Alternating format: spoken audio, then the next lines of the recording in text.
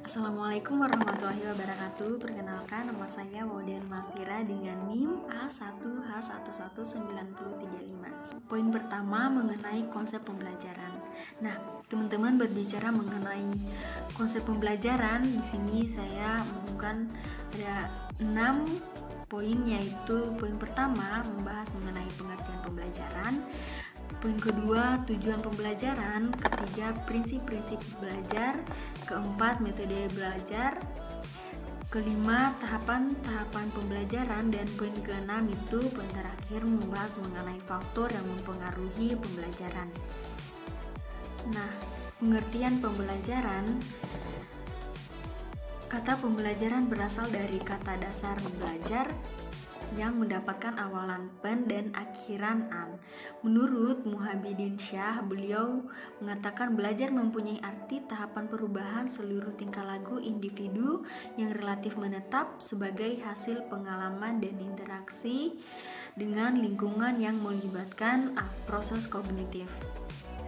Nah, sedangkan menurut Sadirman, beliau mengatakan bahwasannya pengertian belajar dibagi menjadi dua, pengertian luas dan khusus. Dalam pengertian luas, belajar dapat diartikan sebagai kegiatan psikofisik menuju perkembangan pribadi seutuhnya. Nah, berbicara mengenai pada poin kedua, yaitu tujuan pembelajaran. Pembelajaran yaitu suatu kegiatan yang bertujuan ini harus arah dengan tujuan belajar siswa. Nah, tujuan belajar siswa adalah pencapaian perkembangan optimal yang meliputi aspek-aspek kognitif, afektif, dan psikomotor. Dengan demikian, tujuan pembelajaran yaitu agar siswa mencapai perkembangan optimal dalam kegiatan dalam 3 aspek tersebut. Nah, untuk mencapai tujuan tersebut, mahasiswa melakukan kegiatan belajar, sedangkan guru melaksanakan pembelajaran kedua. Kegiatan itu harus bisa saling melengkapi. Nah, poin ketiga, pembahasan mengenai poin ketiga, prinsip-prinsip belajar. Belajar adalah suatu kegiatan yang dilakukan mahasiswa untuk mencapai tujuan. Beberapa prinsip belajar perlu diperhatikan, terutama oleh guru. Apabila prinsip ini diabaikan, maka proses belajar tidak sesuai, lancar, dan hasil belajar pun kurang memuaskan.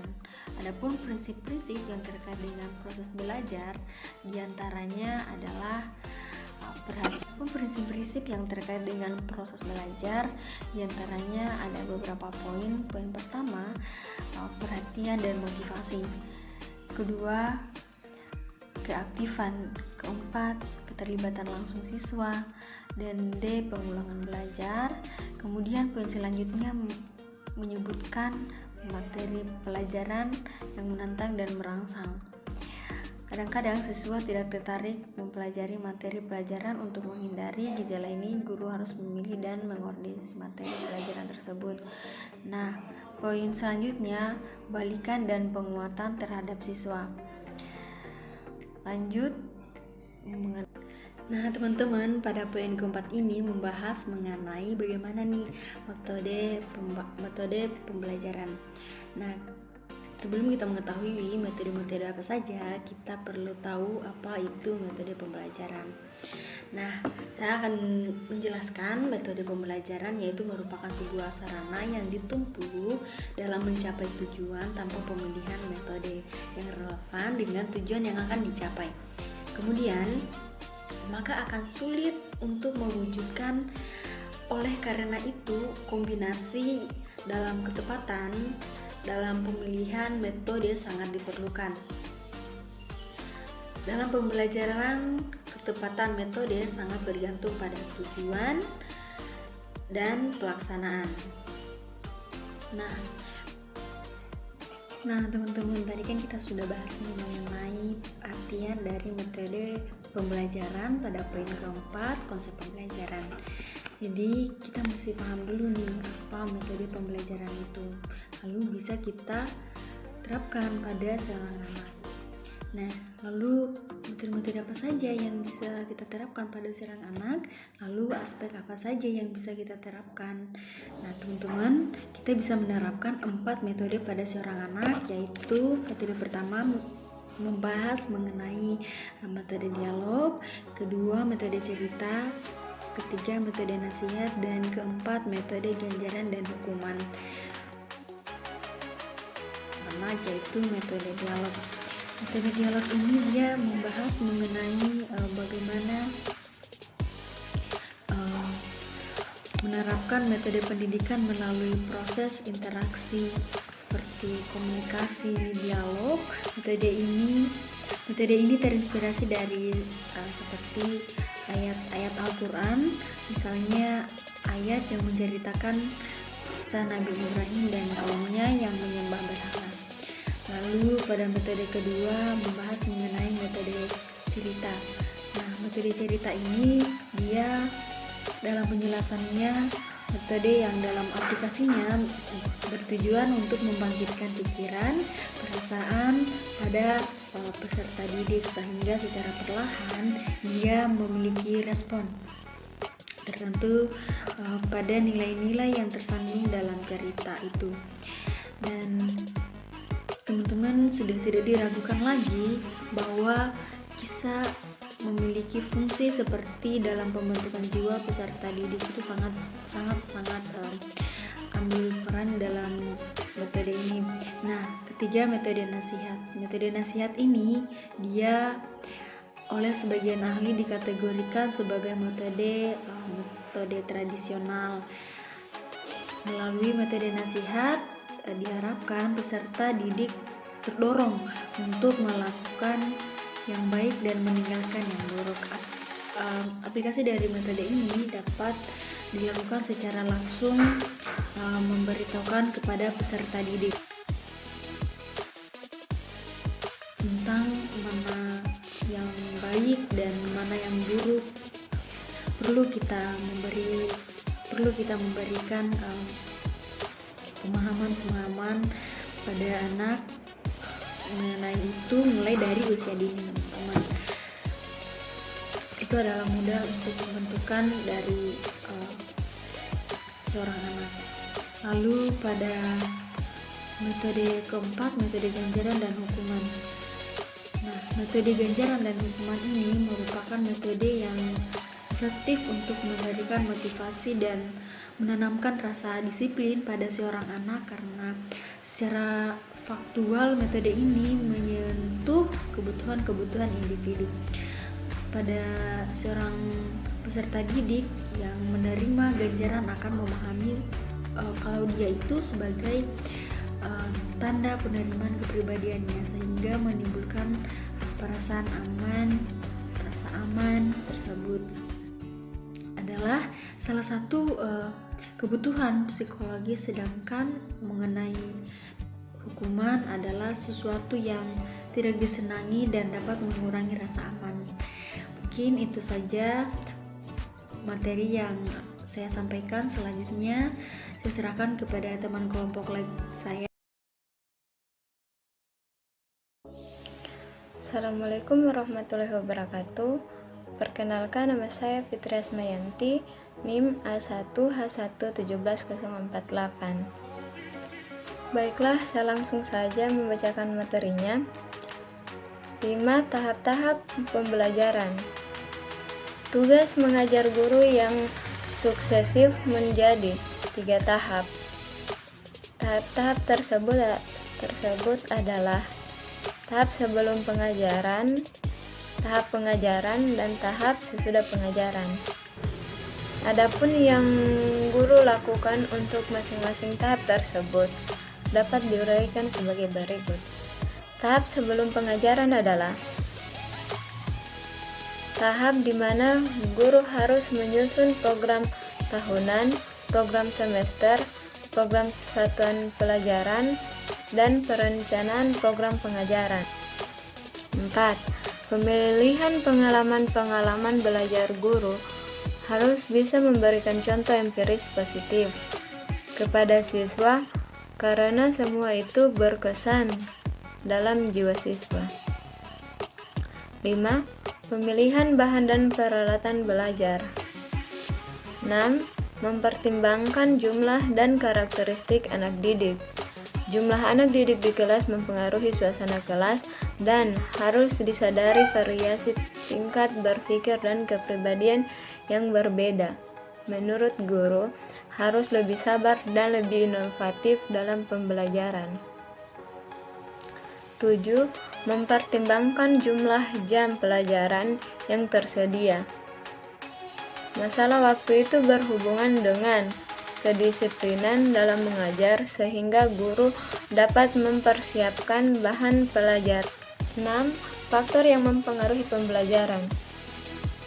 Belajar menurut Muhyiddin Syah juga oleh Sumsadi Suryabrata dipengaruhi oleh faktor-faktor yang dibedakan menjadi 3 macam, yaitu 1. Faktor internal, faktor yang berasal dari dalam diri siswa sendiri, meliputi 2 aspek, yakni aspek fisiologis dan aspek psikologis. B. Faktor eksternal. Faktor eksternal siswa terdiri atas 2 macam, yakni lingkungan sosial dan lingkungan non-sosial. C. Faktor pendekatan belajar. Faktor ini dapat dipahami sebagai segala cara atau strategi yang digunakan siswa dalam menunjang efektivitas dan efisiensi proses pembelajaran materi tertentu. Saya rasa itu saja yang bisa saya paparkan. Saya akhiri dengan ucapan wabillahi taufiq wal hidayah. Wassalamualaikum warahmatullahi wabarakatuh. Mohon lebih dan kurangnya dimaafkan.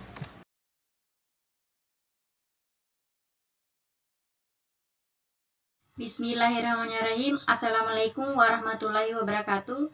Saya atas nama Wade Nur Hayati, NIM A1H11936. Baik, di sini saya akan menjelaskan tentang tipe-tipe belajar.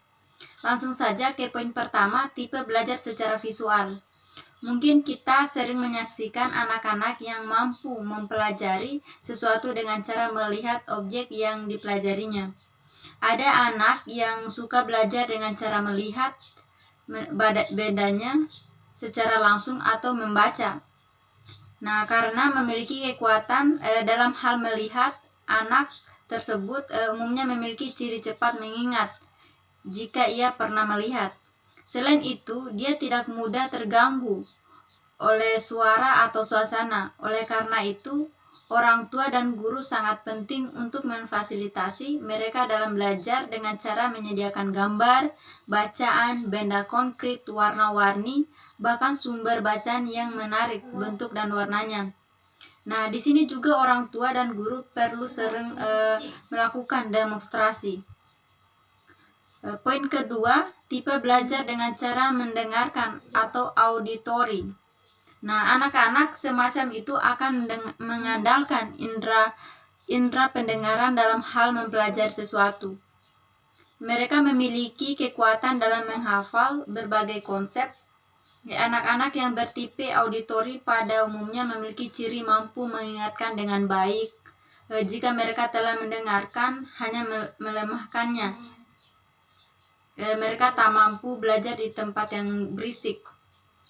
Nah, mereka senang mendengar cerita atau yang dibaca oleh orang lain, suka bercerita atau diskusi.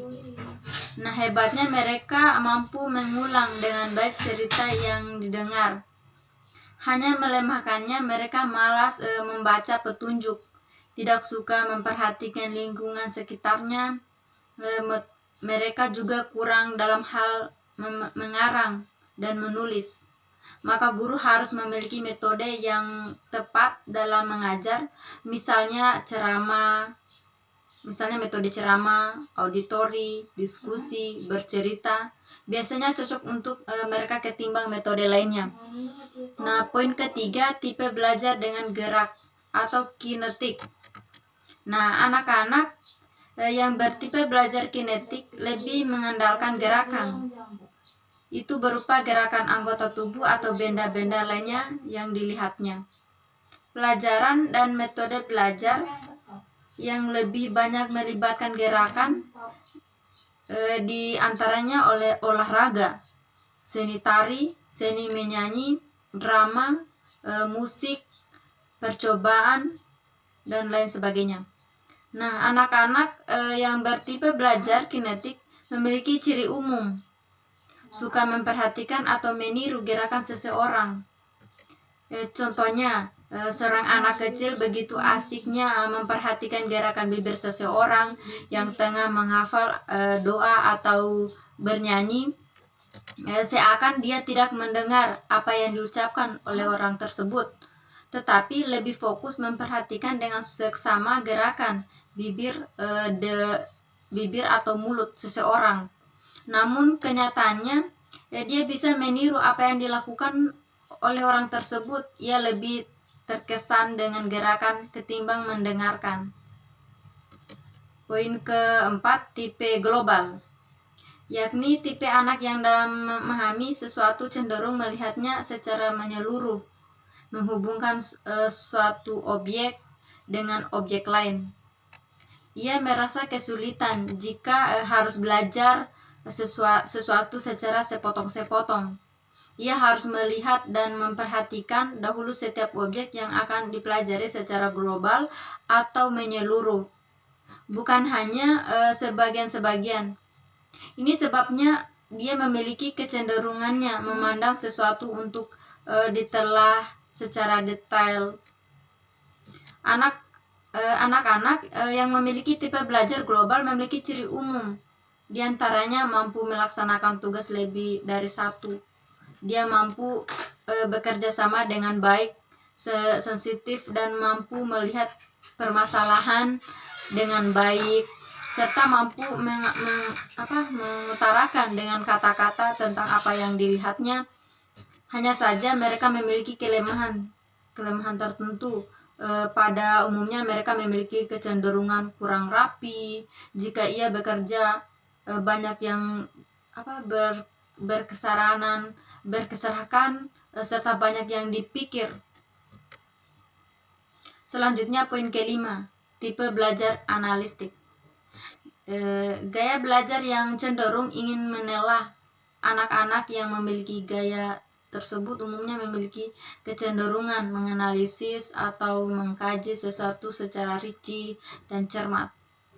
Ia biasa belajar dan melakukan suatu dengan sistematis, teratur, terinci, dan spesifik. Oleh karena itu, ia senantiasa berfokus pada suatu masalah, senantiasa berpikir logis, terus konsisten, serta tidak suka melewati sesuatu yang tengah dipelajarinya. Mungkin itu saja yang saya dapat sampaikan. Sekian dan terima kasih. Baik, bismillahirrahmanirrahim. Assalamualaikum warahmatullahi wabarakatuh. Perkenalkan, nama saya Wafida S, NIM A1H119034 dari kelompok 6. Di sini saya akan menjelaskan materi tentang pendekatan belajar mengajar. Baik, untuk mengefisienkan waktu, saya akan membacakan materinya, yaitu pengertian pendekatan pembelajaran. Pendekatan pembelajaran adalah suatu rancangan kebijaksanaan dalam memulai serta melaksanakan suatu materi pembelajaran yang memberi arah dan corak pada metode pengajarannya. Fungsinya sebagai pedoman umum dan langsung bagi langkah-langkah metode pengajaran yang akan digunakan. Selanjutnya yaitu jenis pendekatan. Jenis pendekatan terdiri atas 10, yaitu 1. Pendekatan individual, 2. Pendekatan kelompok, 3. Pendekatan bervariasi, 4. Pendekatan edukatif, 5. Pendekatan pengalaman, 6. Pendekatan emosional, 7. Pendekatan rasional, 8. Pendekatan fungsional, 9. Pendekatan keagamaan, dan ke-10 pendekatan kebermaknaan. Nah, di sini saya akan menjelaskan materi tentang pendekatan emosional. Baik, langsung saja. Pendekatan emosional. Pendekatan emosional adalah suatu usaha untuk menggugah perasaan dan emosi siswa dalam meyakini, memahami, dan menghayati ajaran agamanya. Dan untuk mencapai tujuan pendekatan ini menggunakan metode ceramah, bercerita, dan sosiodrama. Kelebihan pendekatan emosional terdiri atas 6, yaitu 1. Siswa merasa nyaman di kelas karena terjalin hubungan yang baik dengan guru. 2. Penyelesaian suatu masalah dipecahkan bersama melalui pertemuan kelas. 3. Pelajaran diyakini akan lebih mudah diterima karena siswa merasa nyaman, tentram, dan aman dengan situasi yang ada. 4. Terbinanya sikap demokratis. 5. Selalu ada penghargaan. Jadi setiap kegagalan tidak akan membunuh motivasi siswa. Dan terakhir 6. Siswa belajar untuk saling menghargai teman ataupun guru. Selanjutnya, kekurangan pendekatan emosional. 1. Apabila hubungan siswa terlalu dekat dengan guru atau guru terlalu baik akan menimbulkan terlalu bebas. 2. Sulit untuk memahami karakter emosi setiap siswa di kelas, maka diperlukan keterampilan guru yang lebih untuk membuat iklim sosio-emosional yang kondusif. Baik, itu saja materi yang dapat saya sampaikan. Wassalamualaikum warahmatullahi wabarakatuh. Bismillahirrahmanirrahim. Assalamualaikum warahmatullahi wabarakatuh. Perkenalkan, nama saya Wauderidin Septia Soleh, NIM A1H1191037, Fakultas Keguruan dan Ilmu Pendidikan, Prodi Pendidikan Guru Pendidikan Anak Usia Dini. Baik, dalam kesempatan kali ini saya akan menjelaskan materi metode-metode belajar. Metode-metode belajar terdapat 4 metode. Yang pertama, metode bercerita, yang kedua metode bermain, yang ketiga metode pemberian tugas, yang keempat metode tanya jawab. Baik, di sini saya akan menjelaskan poin pertama, yaitu metode bercerita. Metode bercerita adalah kegiatan seseorang secara lisan untuk menyampaikan suatu hal kepada orang lain. Yang kedua, metode bermain. Metode bermain dapat memberikan kesempatan secara langsung untuk siswa mempelajari suatu hal dengan merasakannya. Yang ketiga, metode pemberian tugas. Metode pemberian tugas ini berkaitan dengan memberi tugas belajar kepada anak. Tugas yang diberi guru dapat berupa soal, materi untuk dipelajari. Yang keempat, metode tanya jawab. Metode tanya jawab adalah metode pembelajaran yang dilakukan guru dengan memberikan pertanyaan kepada siswa dan siswa yang menjawabnya. Assalamualaikum warahmatullahi wabarakatuh. Perkenalkan, nama saya Yusti, NIM A1H11938, jurusan Pendidikan Guru Pendidikan Anak Usia Dini, Fakultas Keguruan dan Ilmu Pendidikan, Universitas Halu Oleo, Kendari. Pada video kali ini saya akan menjelaskan tentang media dan sumber belajar. Media dan sumber belajar. Media pembelajaran, jenis-jenis media pembelajaran, penggunaan media pembelajaran, prinsip-prinsip penggunaan media pembelajaran, fungsi media pembelajaran, manfaat media pembelajaran. Langsung saja. 1. Media pembelajaran. Media pembelajaran adalah segala bentuk perantara atau pengantar penyampaian pesan komunikasi pembelajaran, papan tulis yang atau pengantar penyampaian pesan dalam proses komunikasi pembelajaran karena sering digunakan guru menjadi perantara dalam penyampaian pesan bidang studi, yaitu sering digunakan menyajikan materi. Jenis-jenis media pembelajaran ada 3, yaitu media audio, media visual, media audio dan visual.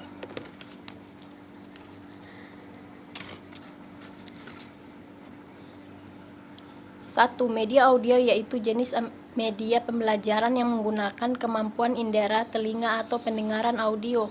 Media visual yaitu jenis media pembelajaran yang menggunakan kemampuan indera, mata, atau penglihatan visual. Media audio visual yaitu jenis media pembelajaran yang menggunakan kemampuan indera, telinga, atau mendengar dan indera mata atau penglihatan. Langsung saja. 3. Penggunaan media pembelajaran. Guru mencoba media pembelajaran sehingga diketahui apakah masih berfungsi atau tidak. B. Memperhatikan silabus dan rencana pelaksanaan RPP, terutama berkaitan dengan metode pembelajaran yang akan disampaikan dan organisasi kelas sehingga diketahui apakah media pembelajaran itu untuk individual, kelompok, atau klasikal. C. Menyiapkan dan menentukan media pembelajaran yang akan dipakai sesuai dengan kebutuhan. D. Memberikan bimbingan dan pengawasan selama menggunakan media pembelajaran tersebut oleh siswa agar fungsi sesuai dengan tujuan yang diharapkan. Setelah proses pembelajaran berakhir, maka siswa dilatihkan untuk bertanggung jawab dengan memeriksa kelengkapan media pembelajaran tersebut agar seperti sedia kalanya dan penyimpanannya pada tempat yang telah ditentukan. 4. Prinsip-prinsip penggunaan media pembelajaran. A. Sesuai dengan tujuan dan materi pembelajaran yang tercantum dalam garis-garis program pembelajaran yang ditentukan dalam kurikulum yang berlaku di sekolah. B. Memberikan pengertian dan penjelasan tentang suatu konsep. C. Mendorong kreativitas siswa dan memberikan kesempatan siswa untuk bereksperimen dan bereksplorasi menemukan sendiri . D. Memenuhi unsur kebenaran dalam ukuran ketelitian dan kejelasan untuk menghindari kesalahan pengertian tentang suatu yang digambarkan atau dijelaskan melalui media pembelajaran. 4. Fungsi media dan pembelajaran. Fungsi atensi media pembelajaran tersebut menarik dan mampu berkonsentrasi pada pembelajaran yang berkaitan dengan media. Fungsi efektif menggugah semangat belajar. Anak dapat menggunakan media khusus gambar. Fungsi kognitif media dapat memudahkan anak untuk merekam kembali ke dalam otak mereka apa yang lebih mereka dapat melalui beberapa gambar atau visual. Next. 6. Manfaat media pembelajaran. A. Media pembelajaran dapat mengatasi keterbatasan pengalaman yang dimiliki oleh para peserta didik. B. Media pembelajaran dapat melampaui batas ruang kelas. C. Media pembelajaran memungkinkan adanya interaksi langsung antara peserta didik dan lingkungan. D. Media menghasilkan keseragaman pengamatan.